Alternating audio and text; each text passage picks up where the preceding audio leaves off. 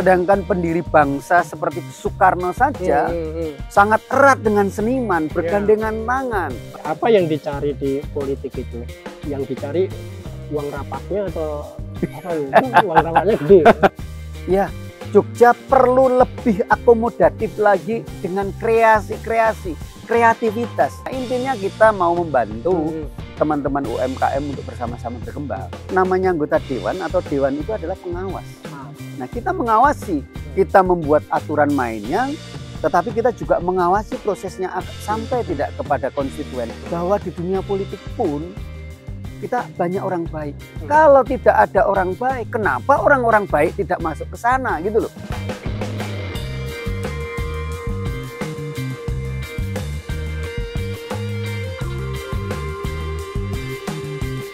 Saudara-saudara sebangsa dan setanah air, sedunia nyata dan sedunia maya. Kali ini saya berkunjung di apa ya ini rumah atau ini Gubuk. Ini gubuk Belakang rumah. Gubuk belakang rumah di Bakmi Jowo Mbah Jo. Saya bertemu dengan Banu Febrianto. Namanya masih Banu Febrianto. Oh, masih, tentu. Belum di-skip dan diganti. Banu Febrianto itu dulu bekerja di laut, terus kemudian beliau menyediakan ruang untuk aktivitas teman-teman berkesenian, anak-anak muda terutama. Terus tahu-tahu dan tempe-tempe beliau sekarang nyalek. Mas Banu, Siap. kok tiba-tiba nyalek itu gimana? Sebetulnya tidak tiba-tiba itu, Mas. Ya, terus? Jadi pada waktu itu sesungguhnya saya sudah mendapatkan beberapa tawaran untuk nyalek itu lebih dari 10 atau 15 tahun yang lalu. Tetapi karena saya masih bekerja dan keluarga juga belum begitu terbuka dengan kegiatan yang saya cenderung suka berpolitik. Oleh karena itu ketika sekitar 8 tahun lalu justru saya mencoba caranya melipir lah melalui kegiatan bersama teman-teman seniman ya, dengan kegiatan-kegiatan dan komunitas seniman yang mungkin teman-teman sudah pada tahu. Apa dulu? Kafe Kopi Nogo. Kopi Nogo, lalu di situ tempat kita mencoba untuk mengumpulkan dan menjadi sarana berkumpulnya teman-teman seniman. Sebetulnya saya mendapatkan tawaran untuk masuk ke dalam dunia politik sesuai dengan jiwa saya yang senang berorganisasi dan senang dengan ketemu banyak orang. Itu sudah 15-20 tahun yang lalu tawaran itu. Tetapi karena keluarga kurang begitu terbuka, kurang begitu mendukung seandainya saya masuk ke dunia politik, ya saya menekuni sebagai karyawan. Saya bekerja di sebuah perusahaan minyak dan gas lepas pantai yang notabene saya sudah kurang lebih 33 tahun saya bekerja di sana.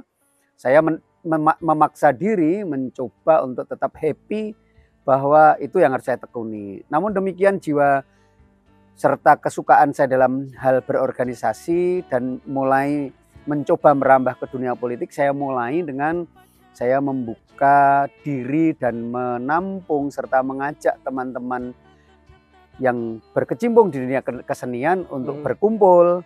Waktu itu kami mendirikan yang namanya Kopi Nogo, Cafe Kopi Nogo, dan di situ kami mengadakan berbagai macam kegiatan kesenian, membuat semacam komunitas seniman dengan nama BSMD, Beranda Seni Mbah Demang. Dan teman-teman seniman di Jogja bisa, terutama yang anak-anak muda, para seniman pemula dan seniman-seniman yang notabene belum banyak kiprahnya, kita coba dorong dan untuk maju bersama. Maaf, tadi menyebut Mbah Demang. Beranda Seni Mbah Demang. Bisa dijelaskan itu kenapa dinamai Mbah Demang? Mbah Demang siapa itu? Kenapa komunitas seni saya sebut sebagai Beranda Seni Mbah Demang? Karena Beranda Seni Mbah Demang logika atau menurut saya beranda ya seperti kita tahu lah teras ya.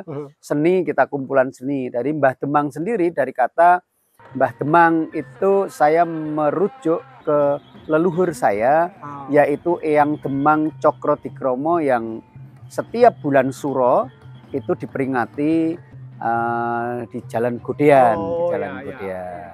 Mbah Demang itu setahu saya dan menurut literatur yang pernah kita baca adalah orang pertama yang menjadi sinder atau semacam penjaga atau apapun itu, mandor tebu lah, yang orang Jawa atau orang pribumi pertama. Biasanya dulu sinder itu kan oleh Belanda di pabrik tebu. Pada waktu itu seingat saya dan menurut literatur itu bahwa pusat gula dunia itu ada di Yogyakarta dengan ada sekitar 33 pabrik gula di sekitar Karisidenan Yogyakarta pada waktu tahun 1800-an ya. Sehingga ada banyak. Nah, kebetulan dari 33 pabrik gula di sekitar Yogyakarta pada waktu itu satu-satunya dan yang pertama sinder atau mandor tebu ya Eyang Demang. Kira-kira begitulah. Bahkan Jogja pada waktu itu pernah ekspor gula sampai ke Eropa segala macam. Ya.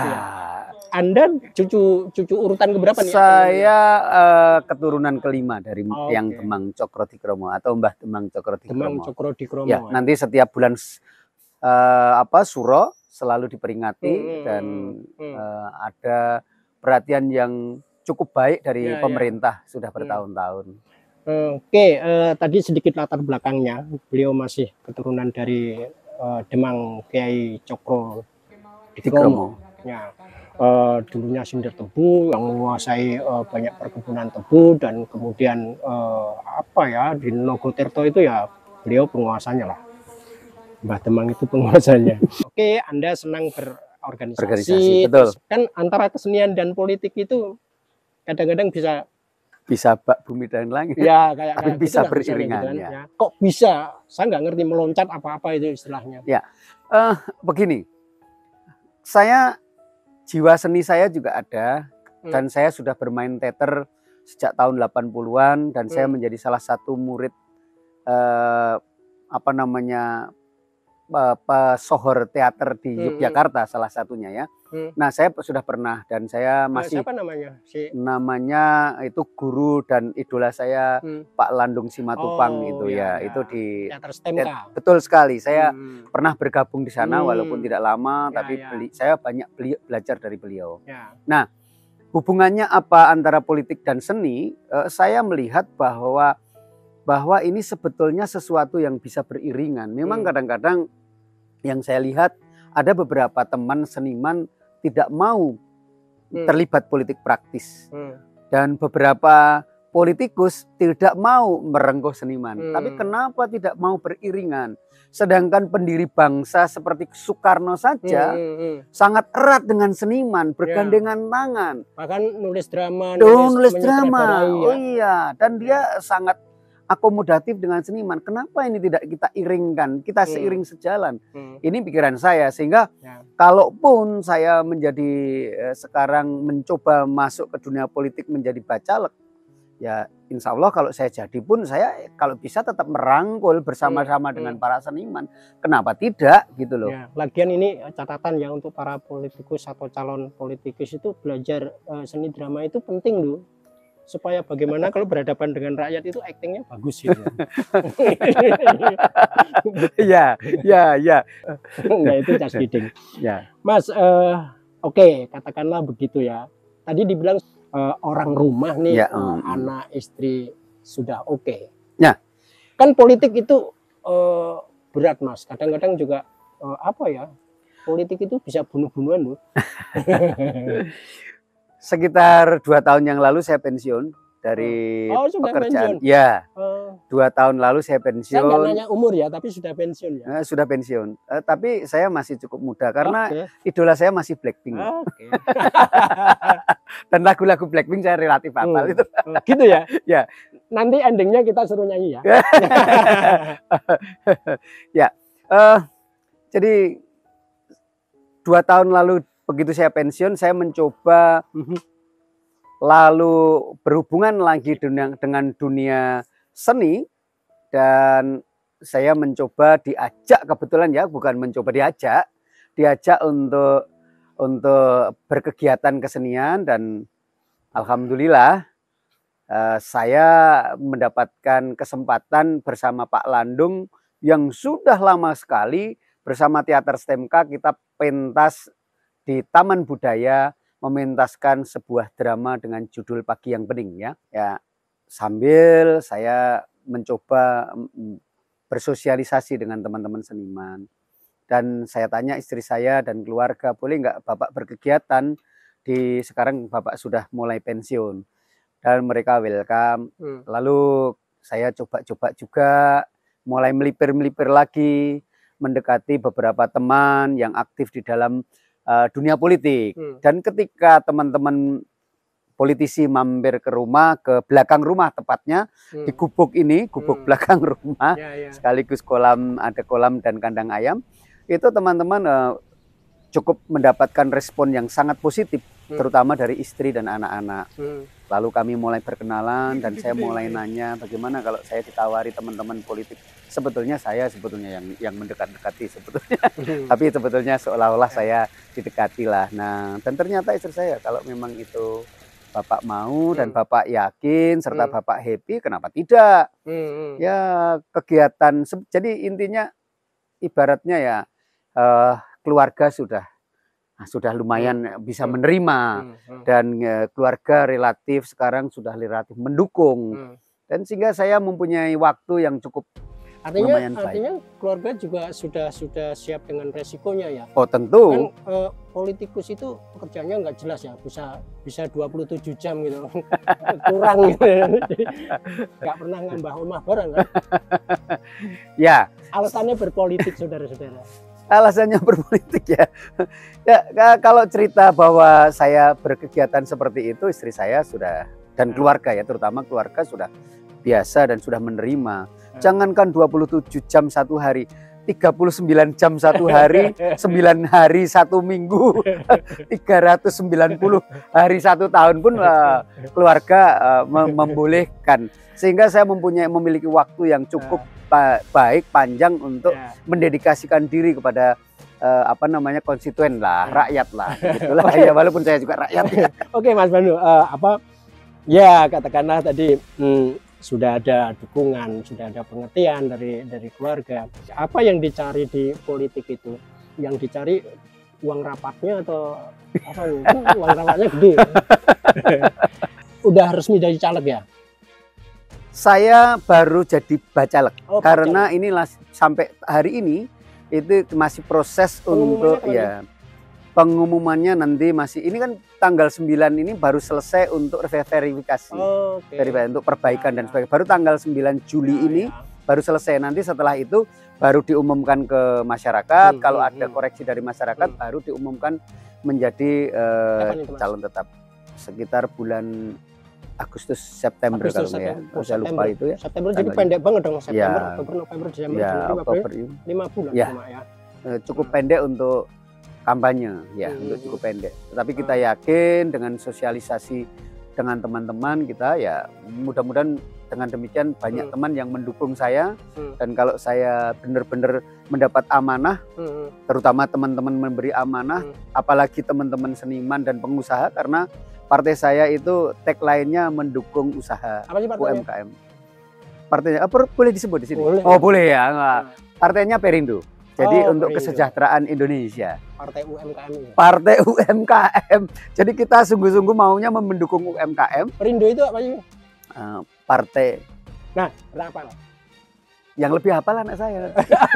Sampai marsnya. Oh ya, marsnya mesti ya. Apa di TV itu di bersama Perindo, bersama Perindo. Enggak, maaf, podcast ini bukan kampanye ya untuk orang per orang ya. Saya sih membuka siapa saja yang mau saya podcasti gitu ya. Saya lebih tertarik pada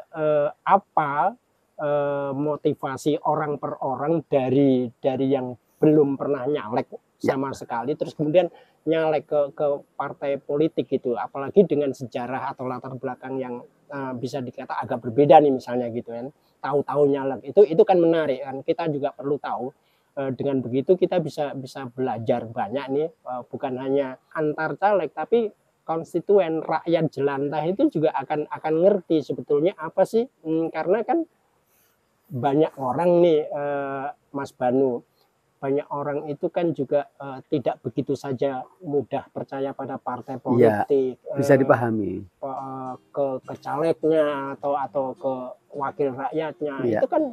Itu kan tantangan. Sampean sudah pernah bekerja di satu zona yang katakanlah nyaman begitu.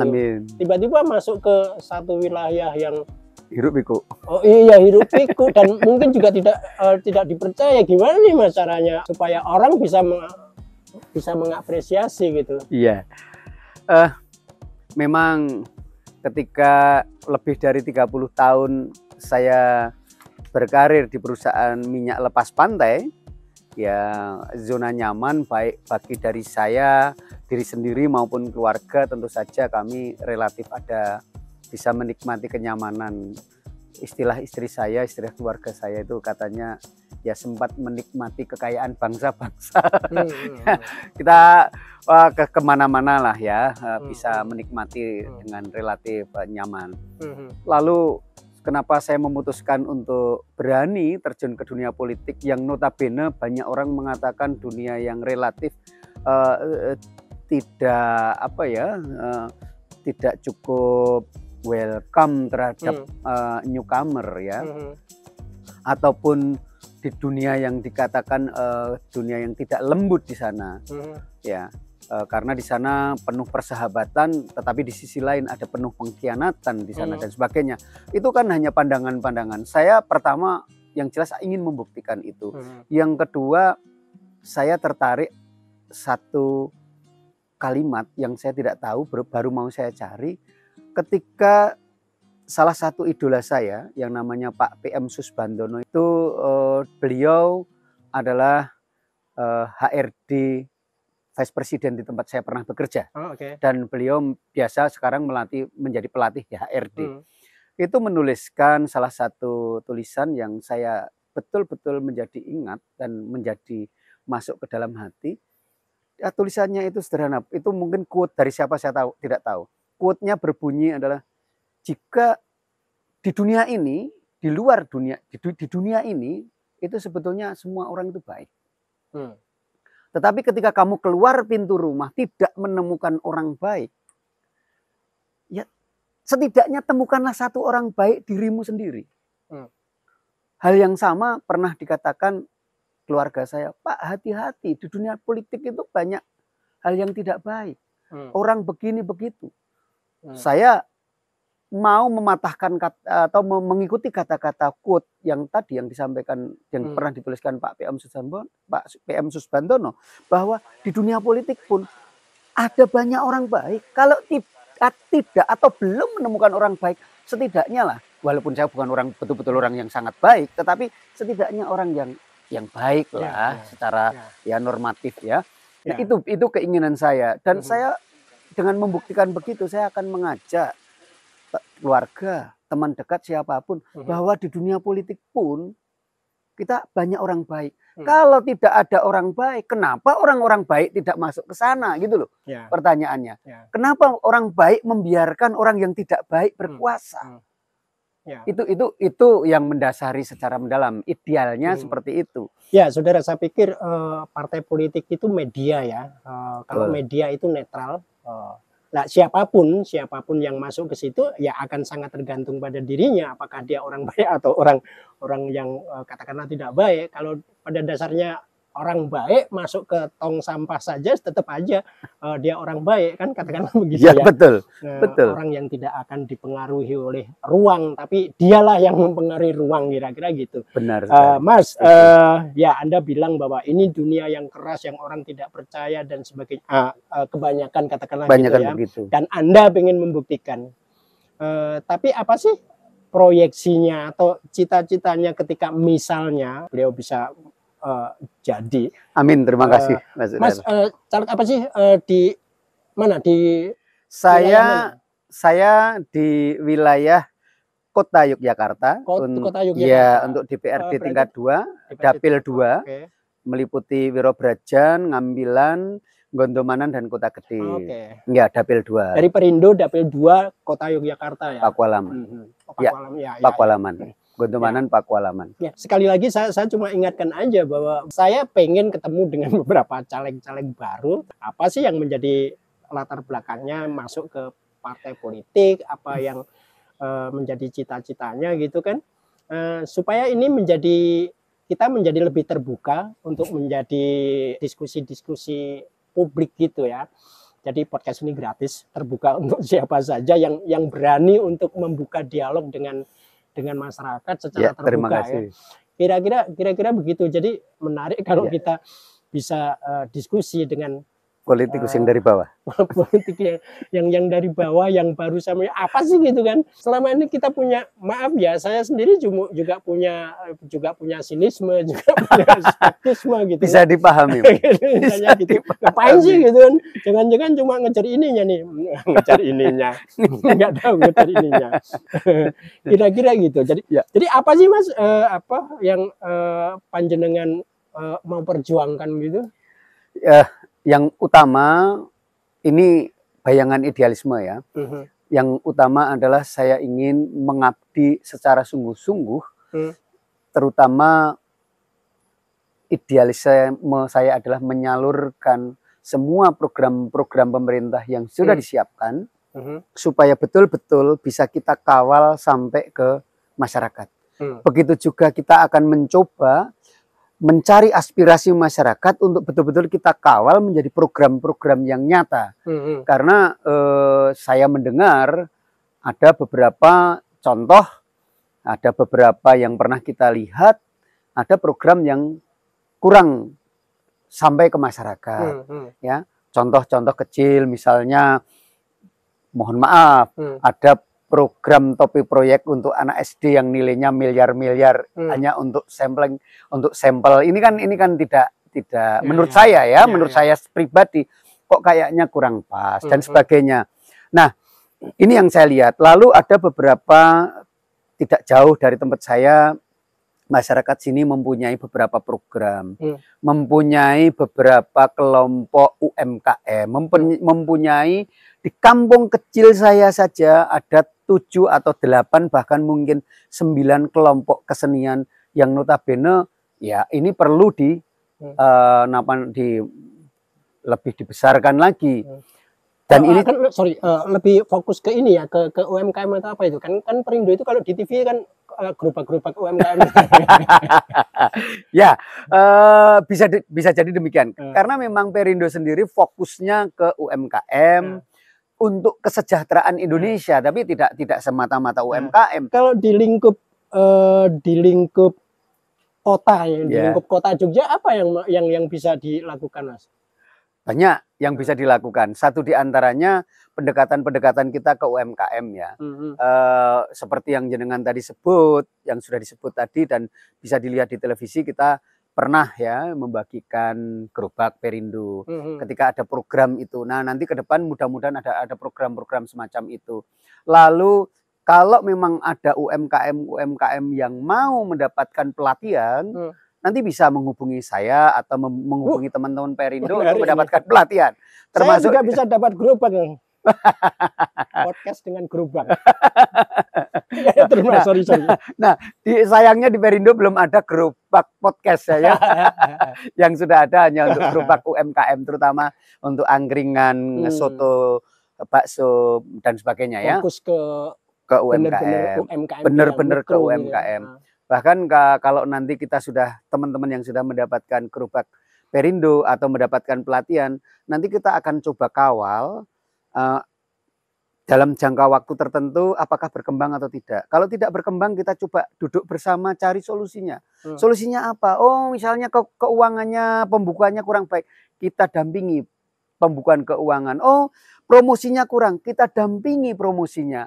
Oh, ini karena tesnya misalnya dalam memasak tesnya kurang. Kalau perlu kita undang ke pelatihan lagi yang kaitannya dengan resep dan menu dan sebagainya. Nah, intinya kita mau membantu teman-teman UMKM untuk bersama-sama berkembang. Mas, gitu.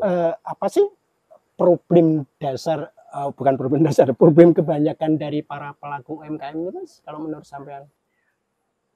Secara klasik ya, secara klasik sebetulnya problem mereka yang utama adalah, yang saya dengar adalah pemasaran. Ya. Pemasaran. Pemasaran. Bukan permodalan ya?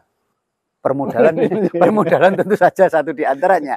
Tetapi sebetulnya kalau permodalan, itu modal utama orang usaha itu adalah menurut saya ya, modal utama adalah niat yang sungguh-sungguh. Kalau modal dari sisi finansial itu masih bisa dicari. Sudah modal finansial nggak ada, modal niat nggak ada.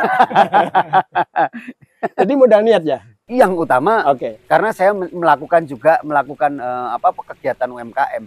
Seperti Anda sendiri juga pelaku? Iya. Saya di sini ini iwak pitik, beternak iwak dan beternak pitik, beternak ikan dan ayam. Iwak pitik itu bukan berarti daging ayam, bukan. Tapi iwak itu adalah ikan. Saya memelihara ikan, pitik itu ayam, memelihara ayam, dan alhamdulillah kita bekerja sama dengan 1-2 restoran. Ikan produksi kita ini sudah ditampung secara hampir rutin. Itu ada pitik yang bisa menyanyi, Mas. Oh, ada. Pitik Puspa.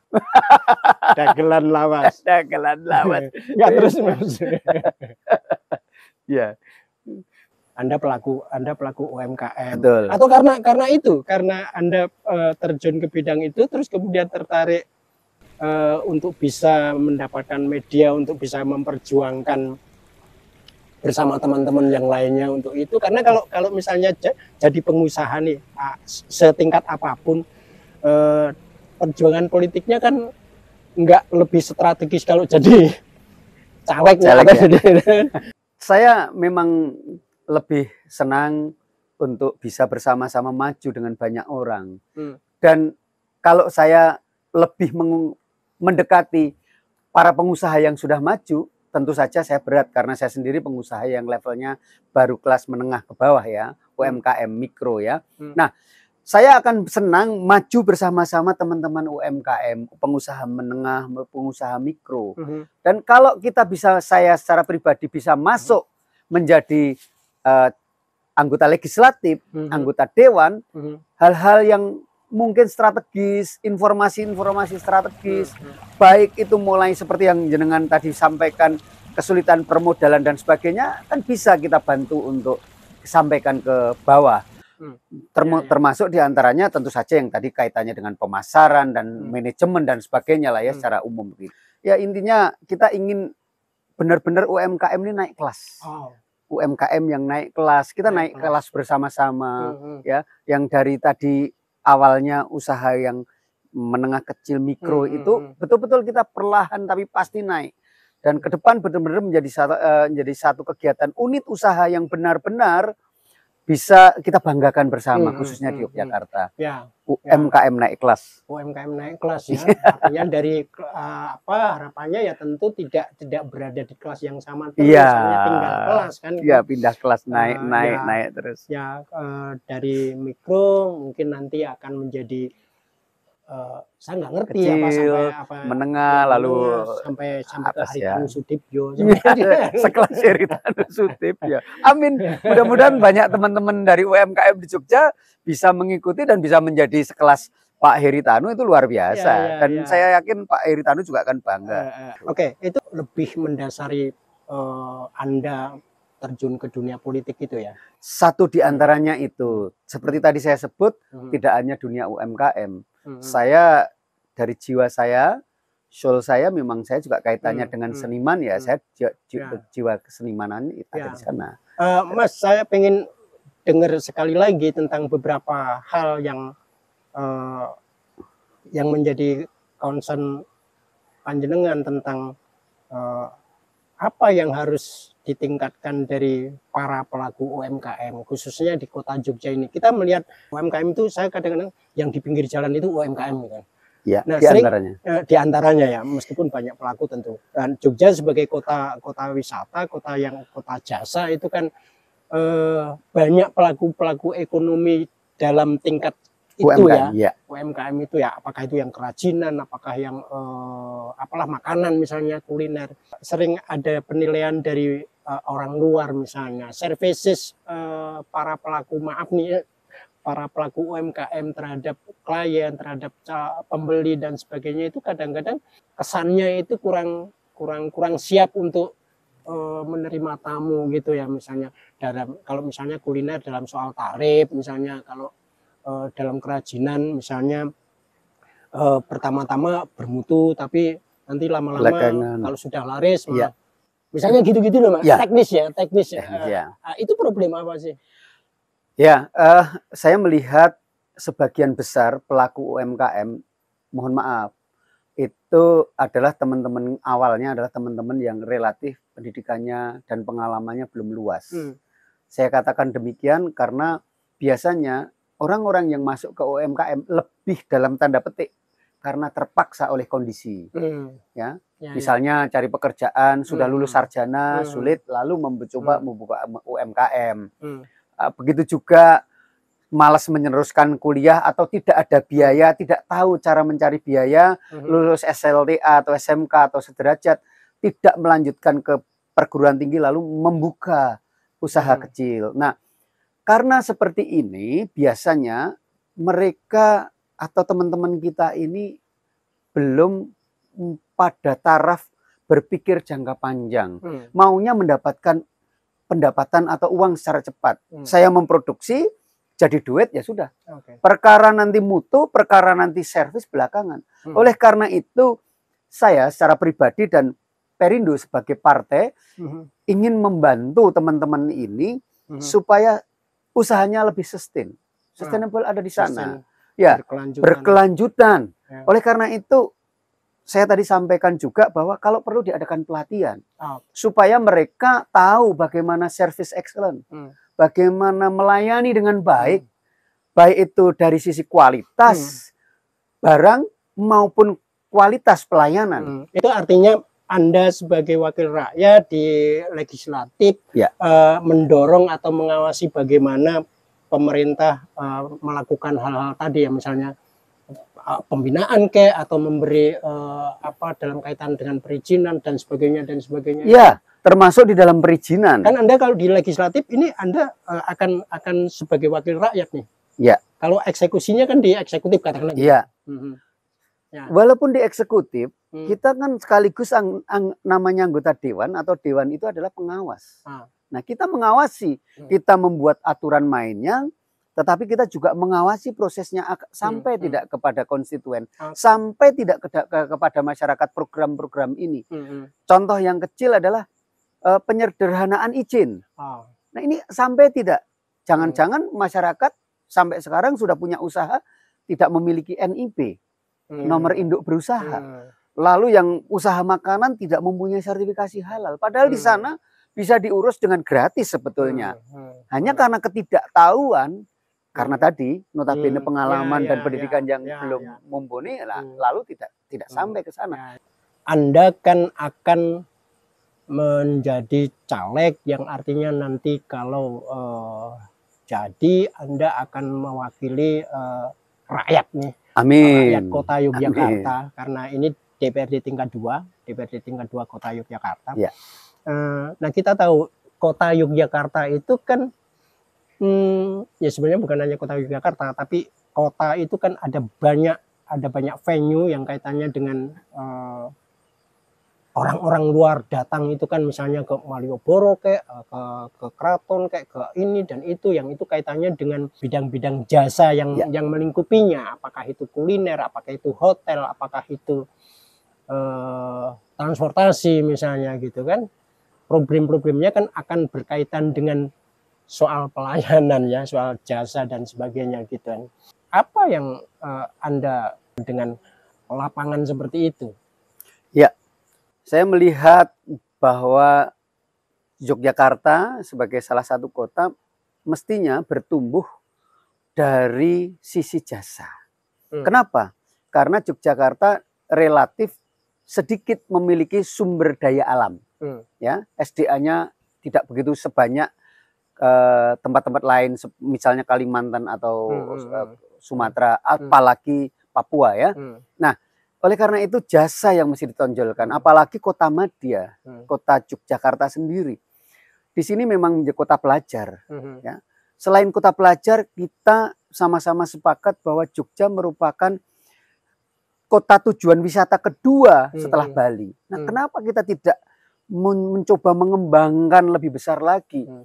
Dengan apa? Dengan melibatkan UMKM, pelaku-pelaku usaha mikro, menengah, dan kecil, itu betul-betul menikmati rezeki dari sini. Nah, oleh karena itu kita mesti mengawal, sekali lagi, membuat aturan-aturan main supaya mereka bisa terlibat dan supaya mereka betul-betul bisa menikmati kue atau rezeki dari kegiatan ini gitu loh. Jadi lebih pada persoalan ini apa SDM-nya ya? Ya, peningkatan ke SDM-nya, kualitas SDM-nya.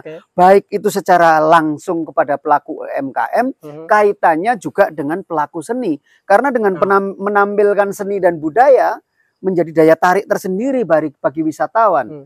Ketika wisatawan datang menikmati seni budaya dan kebudayaan di Yogyakarta, dia akan menikmati juga kuliner di Jogja, menikmati juga yang namanya cenderamata dari Jogja. Ini semuanya berkait-kaitan, menggulung, dan kalau bisa wisatawan yang datang ke Jogja tidak hanya 1 hari, 2 hari, tidak hanya mengeluarkan 100-200 ribu, 1-2 juta, tapi lebih dari itu. Dan ini kan kita bisa sama-sama menikmatinya. Teman-teman kita UMKM, teman-teman kita seniman dan sebagainya. Itu bayangan saya ya. Boleh kita bayangin lagi nggak tentang kepemimpinan muda? Gini, kalau di medsos itu kan celetukan netizen plus 62 itu kan macam-macam ya. Saya pernah baca nih di medsos gitu ya. Iya. Ada orang yang berharap untuk Jogja ya, Mbok Kaisang atau Gibran tuh jadi wali kota Jogja, misalnya gitu.